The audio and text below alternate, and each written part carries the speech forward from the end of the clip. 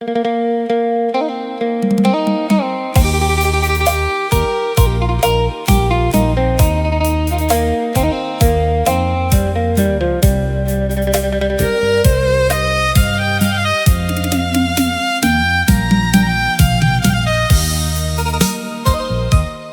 ដាលដួងចិត្តជីវិតខ្ញុំអើយកន្លែងនេះហើយបានផ្ដល់កំណើតឈាមអ្នកសិល្បៈបានឆ្លាក់បង្កើតស្រុកស្អាងល្អឆាតកំណើតកៅវ័យជាអ្នកចម្រៀងច្រៀងរំសាយទុកបងអូនគ្រប់ស្រុកតែងស្ដាប់កំសាន្តច្រៀងដូរអង្គចេញចំខ្លួន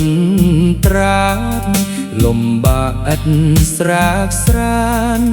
តស៊ូជំនះកណ្ដាលថ្ងៃត្រង់ចងចាំមិនភ្លេចចែងចាងរំលេចជីវិត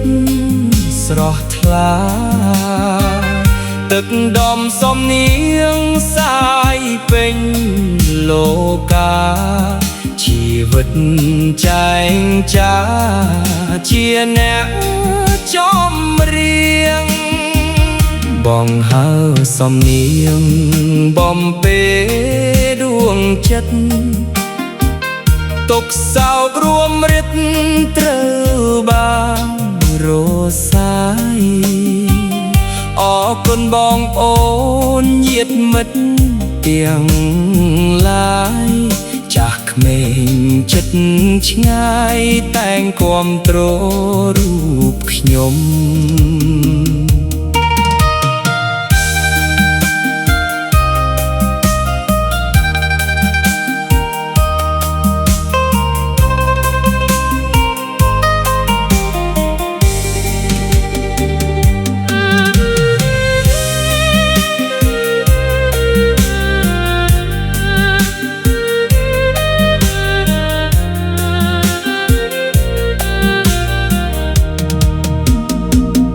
កណ្ដាលថ្ងៃត្រង់